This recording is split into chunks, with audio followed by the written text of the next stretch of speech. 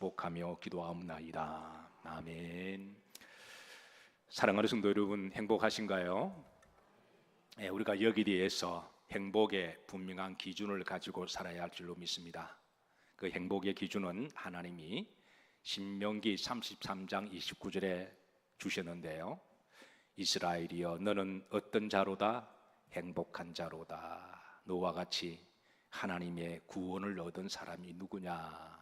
그래서 사랑하는 성도 여러분이 행복의 기준을 우리가 세상 사람들처럼 그렇게 세속적인 데 기준을 두기보다는 내가 하나님의 자녀가 되고 믿는 자들 가운데 거룩한 영이 함께 하시고 믿음으로 살아가다가 또 우리가 하늘나라에 가서 하나님 앞에 믿음의 사람들을 영광스럽게 하시고 존귀하게 하시고 또 권세와 권위를 주시는 그 영원한 상급을 바라보시고 한 시대를 우리가 나그네 정을 걸어가면서 주신 믿음의 계보를 잘 이어나가시기를 주의 이름으로 축복합니다. 자, 옆으로 보시면서 힘이 됩니다 서로 한번 인사하도록 하고 축복하십니다. 자, 오늘 믿음의 계보를 이어갔던 29대 30대 두 사람만 말씀을 좀 보도록 합니다. 원래는 제가 6사람의 계보를 좀 준비했는데요, 그래서 설교 내려오기 전까지 그 전까지 고민했습니다. 6명을 살펴보니까 원고지가 한 10장이 되더군요.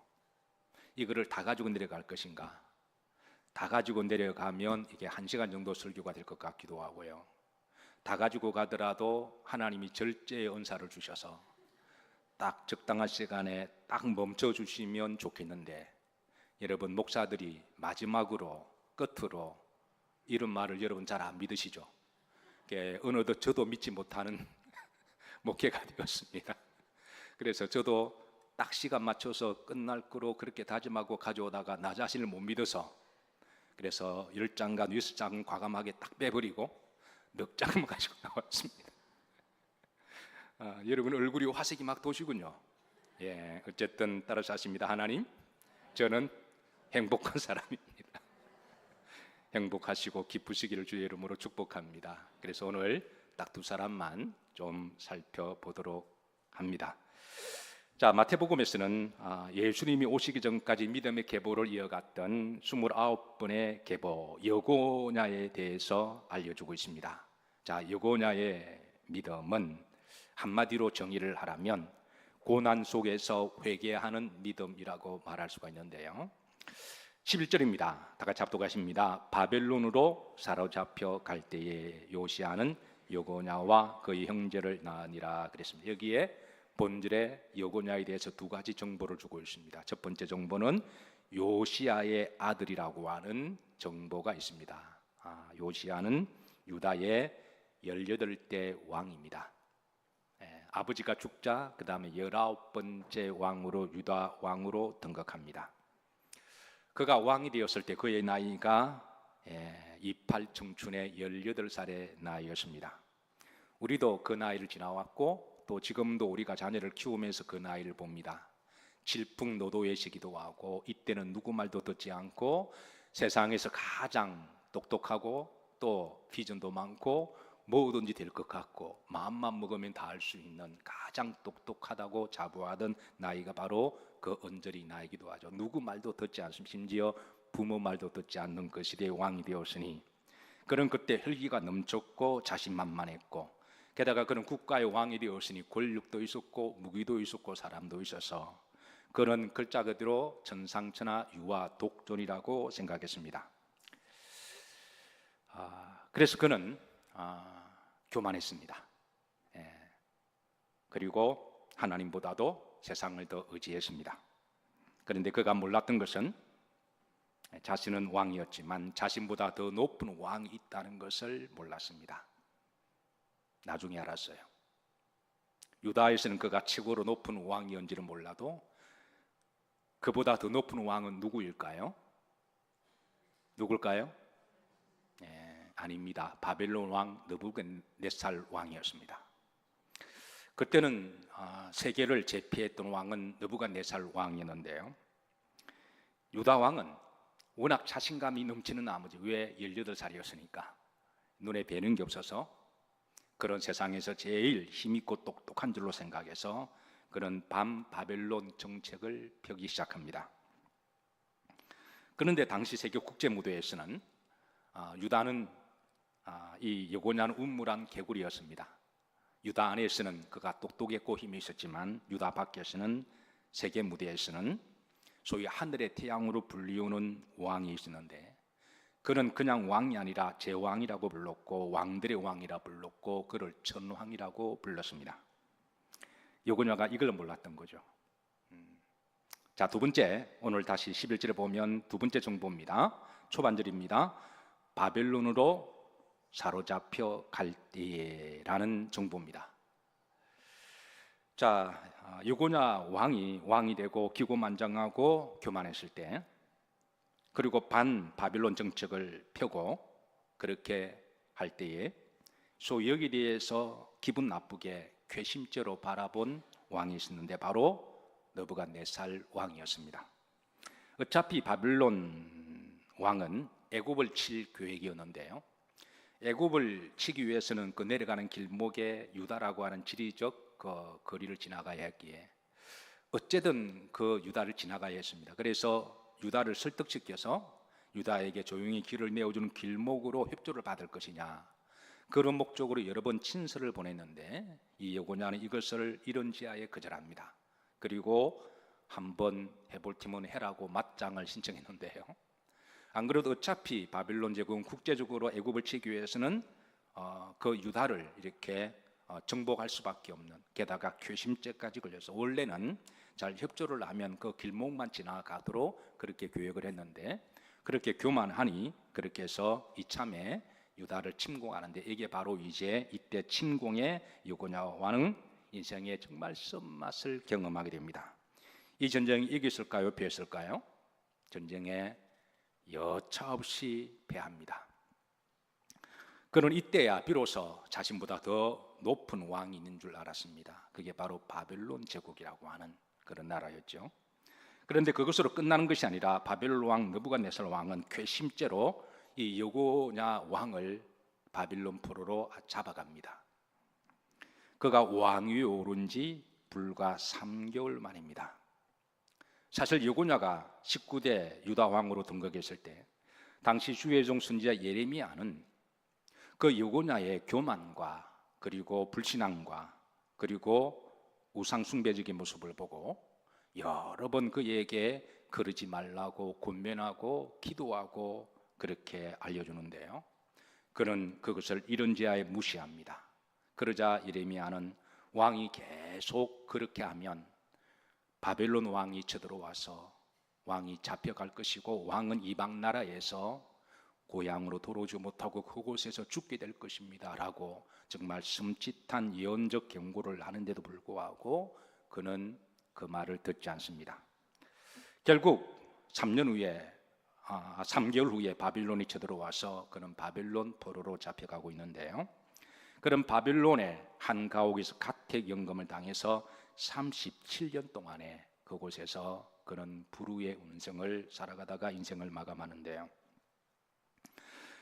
그가 바빌론 포로 생활에서 그의 처절한 고난과 고통을 경험하면서 그는 하나님 앞에 철저히 회개를 하기 시작합니다. 원래 여고냐의 원래 이름은 여호야긴입니다. 여고냐는 이제 바빌론 왕 느부갓네살 왕 이름을 개명을 시켜준 것이죠. 우리나라 일제 강점하에 이제 일제 식민지 통치하기 위해서 창씨 개명을 한 거와 마찬가지로, 그러나 그의 원래 이름은 여호야긴인데요, 이 이름의 뜻은 따라서 하십니다. 하나님이 다시 회복시켜 주신다.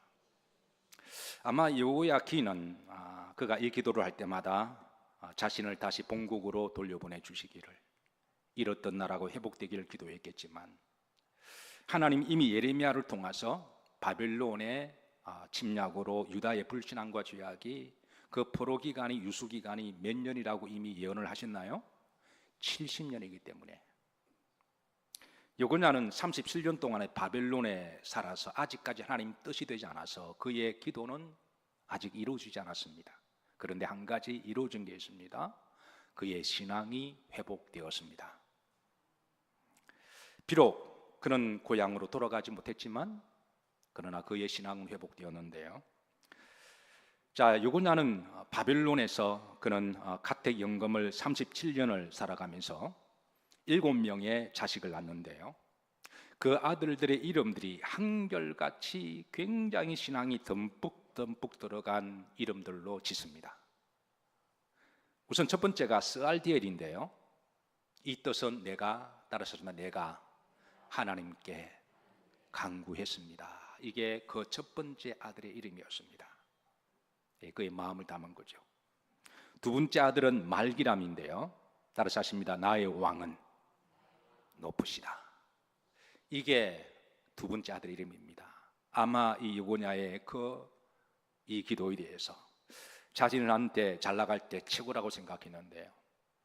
유다의 왕이니까 그럴 만하죠. 전상선한 유아 독존이니까 자기보다 더 높은 왕은 국제 정세에 더 많이 있었고, 그런데 아무리 바벨론 왕 느부갓네살 왕이라고 할지라도 그보다 더 높으신 왕은 누굴까요?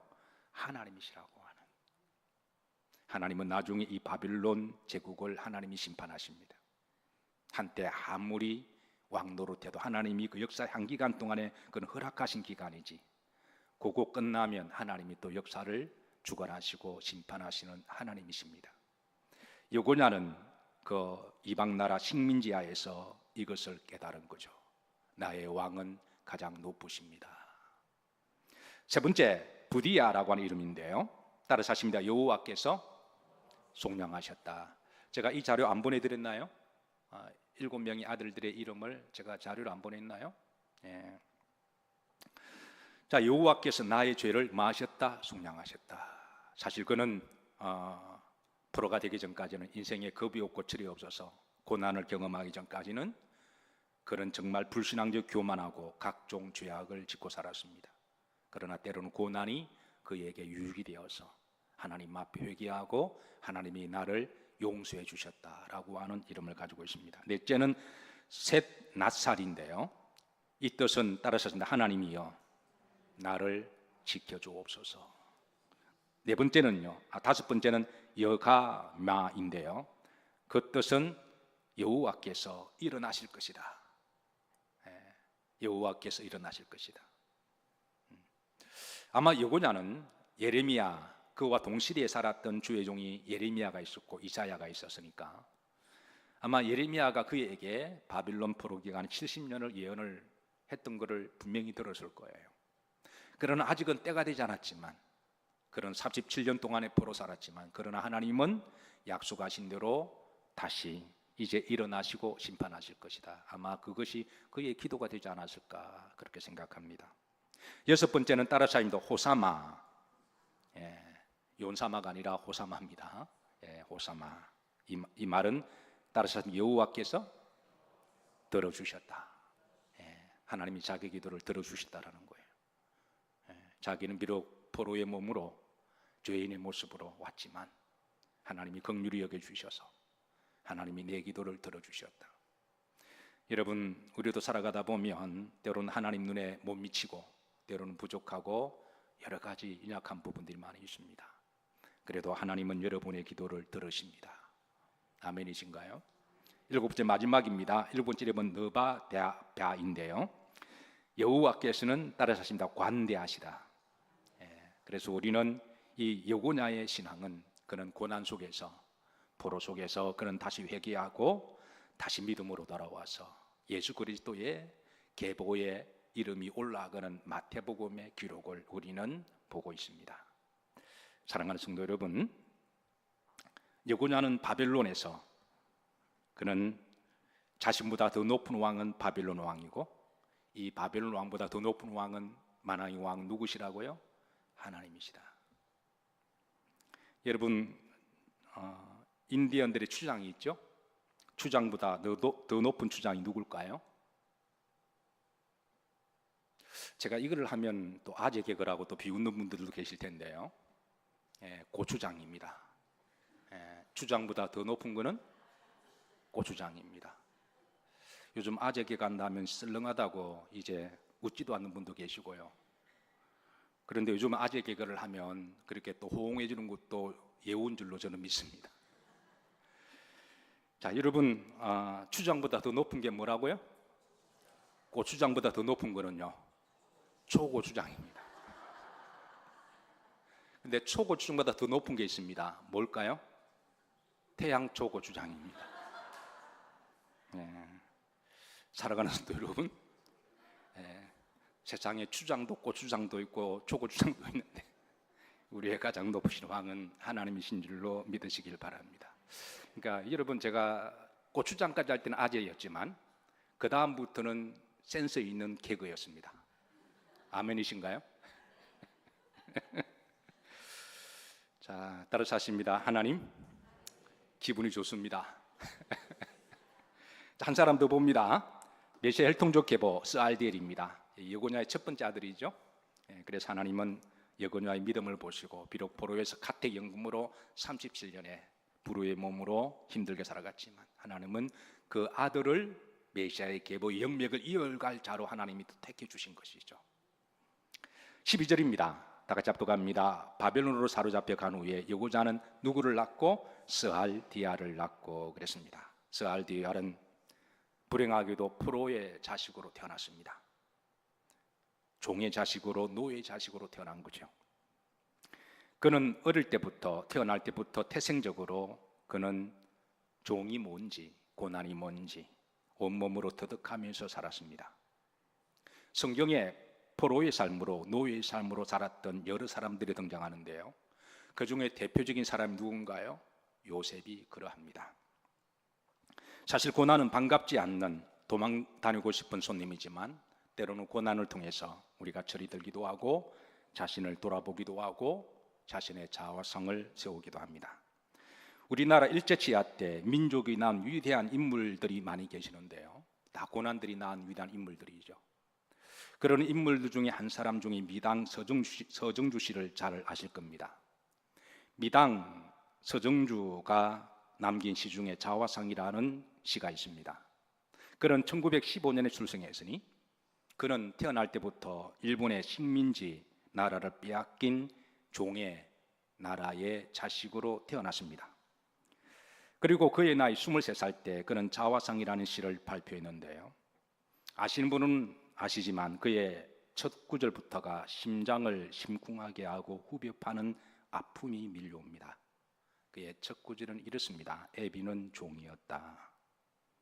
밤은 깊어도 오지 않았다. 그의 시에서 그의 첫 구절, 실제적으로 그의 육신적인 아버지와 할아버지는 종이었고 노예였습니다.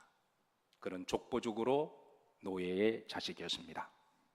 그는 부끄러운, 한참 시대적으로 양반과 쌍놈을 처절하게 따지고 비교하고 무시할 때 그는 자신이 종의 자식으로 태어남을 숨기지 아니하고 오히려 드러냅니다.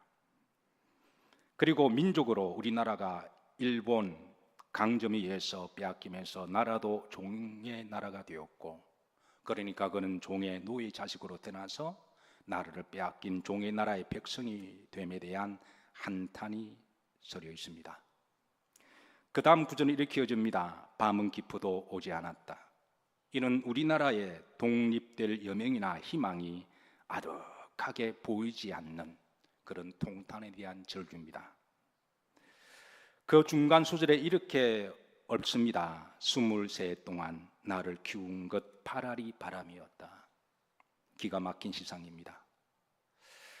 자신을 키운 것은, 우리는 보통 23살 정도만, 대학 졸업하기 전까지만 하더라도 우리를 키우는 파랄은 부모님들이죠.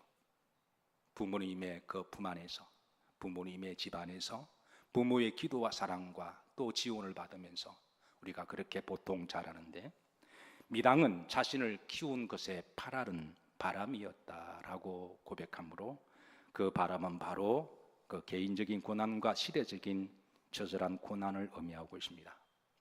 나머지 20%는 아마 부모님이 자신을 키우면서 어릴 때에 아마 밥을 먹이고 막 그 정도로 생각했던 것 같아요. 어쨌든 미당은 자신은 종의 자식으로 태어나서 종의 나라의 백성의 식민지의 종으로서 그런 고난이 자신을 키웠다라고 그는 읊어대고 있습니다. 미당은 한평생 그가 찾고자 하는 것은 진리였습니다. 그래서 그는 태어날 때부터 불교 신자였고, 우리나라 사람들은 다 태어날 때부터 자신이 옳든 그러든 우리는 다 불교 신자로 태어납니다. 여러분들이 몇 대째 기독교 국가 가문이 아니라면, 저도 제가 처음 일대니까 저도 태어날 때부터 제 이름은 불교에 올라가 있었고, 저는 불교의 자식으로 태어난 것처럼 옛날에는 다 불교의 자식들이었습니다. 유단히 그는 진리에 대한 심취에 갈망을 해서 그는 그의 종교 불교에서 진리를 찾고자 처절하게 노력했습니다. 미당은 그의 진리에 대한 열정 때문에 더욱더 종교에 심취가 특별했는데요. 우리나라가 해방되었을 때 그는 더욱더 불교에 열심히 탐구해서, 그래서 불교의 최고 대학이라고 하는 동국대학교에서 그는 교수로 학생들을 가르치고 그의 수하에 많은 불교의 제자들을 배출하게 되는데 일설에 의하면 수만 명이 넘는다고 이야기를 합니다. 그런 그가 말년에 아들이 사는 알라바마 집으로 아들의 초청을 받아 여행을 떠나게 되는데요. 그런데 그곳에서 아들의 권유로 교회를 나가게 됩니다. 처음으로 교회를 나갔던 거죠. 예배를 드리다가 그는 하나님의 말씀을 듣습니다. 그리고 하나님의 말씀을 접합니다. 뭔가 가슴에 아련히 밀려오는 것들이 있어서 그런 집에서 아들 집에 머물면서 그는 계속 성경만 읽기를 시작합니다. 그리고 어느 날 아들에게 이렇게 고백합니다. 그 고백하는 모습은 그 아들이 연로하신 아버지를 볼 때 마치 어린아이 모습이었다고, 그렇게 행복하고 기쁜 모습이었다고 그렇게 간증을 하는데요. 그때 미당은 이렇게 아들에게 말했답니다. 이제야 네 죄 문제가 풀렸다. 내가 이제야 구원이 뭔지를 알았다. 여러분, 이럴 때 아멘 하십시다. 종의 아들로 태어나서, 종의 백성으로 태어나서 그 누구보다도 일찍이 온몸으로 고난을 터득했던 사람, 그래서 그 고난의 한가운데서도 무엇보다도 인생의 절대 대답은 진리를 찾는 것이었고, 그의 진리를 찾고 싶은 그의 영적인 목마름이 마침내 노년에 하나님이 그를 긍휼히 여겨주셔서 예수 그리스도를 만나게 하시고 하나님 안에서 인생의 답을 얻게 된 줄로 믿습니다. 그의 나그네 여정 85년이 끝날 즈음에 그는 하늘로 부르심을 받았습니다. 그리고 그의 마지막에 목사님에 의해서 천국 환송 예배가 잘 치루어졌습니다. 때로는 고난이 우리를 돌아보게 만들고 우리의 정체성을 정립하기도 하고 우리의 거울이 되기도 하고 자아상이 됩니다. 사랑하는 성도 여러분, 여러분의 자아상은 무엇인가요? 여러분의 자아상은 잘 정립을 하셨습니까? 오직 우리들의 자아상은 하나님 안에서 우리는 바로 세울 수가 있고 예수님 안에서 우리는 우리의 정체성을 세워나가야 될 줄로 믿습니다. 오늘 드렸던 찬송처럼 예수님 인격이 나의 무엇이 되고 성품이 되고 하나님의 비전이 나의 무엇이 되고 사명이 되기를, 성령님의 능력이 나의 힘의 근원이 되기를, 성도의 정체성을 여러분 늘 기억하시고 한 주간도 하나님이 보내신 그 삶의 여정에서 성도의 사명을 잘 감당하시는 한 주가